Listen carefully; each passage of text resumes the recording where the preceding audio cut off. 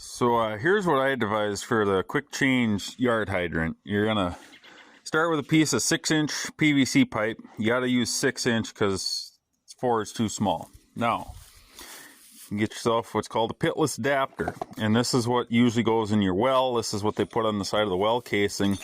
Then your pump drop pipe hangs off of this. This I got at Menards. I don't know if they carry them anymore or not. But so what you're gonna do, comes with some rubber gaskets. We're not going to use them. I don't think they're critical in this situation. So now the way one of these works is it just slides apart. This is what would mount to your well casing. This is going to go in that PVC. Now this is the part that your pump would hang from, but we're going to horseshoe that around and screw your yard hydrant on right there. So then you just drop the hydrant down this piece of pipe and it just slides into this part right here like that. So then it's just a quick, you can drop it in and pull it out, sealed with that O-ring. So this alleviates the whole trying to catch the thread thing that you were talking about, Aaron. So now when you drill your hole in this pipe, make it up higher than this. I just punched this quick for a demonstration, but get it up 6-8 inches from the bottom of your pipe. So then you got plenty of room for your horseshoe to fit in there. You don't need to worry about it bottoming out on the dirt before this is seated.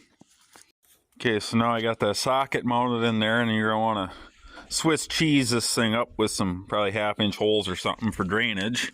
And then you're going to have this part, which will have your hydrant in it, which will feed down from the top, which then all you got to do is just catch that, and it'll drop into place.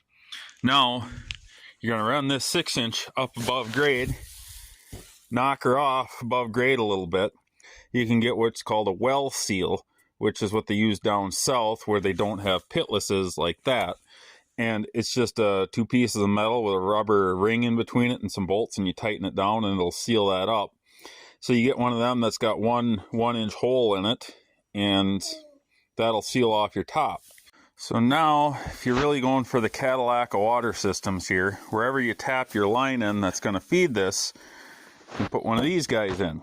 This is called a curb stop valve. You bury this down 6 feet in the ground or wherever your pipe is, and then you put a standpipe on there to get above grade, so you can put a key on there to turn this on and off from above grade. And this is 1.5 inch pipe thread on here. You can get a proper standpipe that's steel, that's kind of a telescope ordeal. But I've also seen, I haven't done it yet, the next one I'm going to do, I'm going to try it, is 1.5 inch PVC. You can just get a slip to thread 1.5 inch PVC bushing, and that will thread on there. And then all you do is you bury that PVC pipe sticking above grade. Then you can drop your key down on there. Now this here is what is a proper production curb stop key is going to look like. You can readily make something yourself too. It ain't that hard. You just got to get a notch on the end to turn the top of that valve. So now once you get this all buried in the ground, if you ever have an issue with your line to this or your hydrant or what have you, you can just turn it off at your curb stop valve, and you don't have to shut the water off to the rest of the place. You can isolate the problem, which is a nice feature to have. And also, since you're going to have a ditch open, I would always recommend burying a wire to this. And you can run that wire up above grade.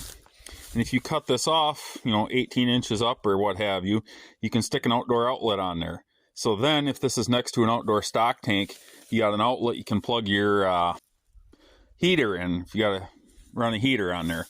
Or, so say you put this whole system in, down the road right now it's filling the stock tank, and you always got a plan for change. And I'm a big fan of life is too short to do things twice. And I'd rather spend an extra $20 today and have it be that much better tomorrow.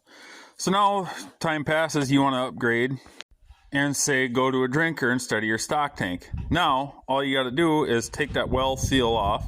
You can pull that hydrant out, and then you might have to cut your pipe down depending how you do all of this. But if you pour a pad around your concrete pad around that hydrant too, set your tank on, what have you, you can just pull the hydrant out, take stock tank out, set a water on top of there. You already got the power there for your heated water, and you just get a piece of pipe. You can just use poly pipe and make a standpipe that'll click into that same pitless adapter on there, and then you can just swap right from a hydrant to a drinker.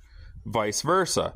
Say you destroy your drinker, it's a piece of junk, you're sick of it, you don't want to deal with it. Maybe you got rid of the cows and you got a nice concrete barnyard and you want water there, but you have no need for the drinker.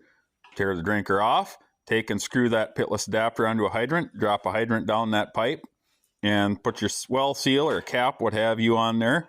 And then you can swap it back to being a hydrant, and then you can have water and power where you need it down the road if your operation changes.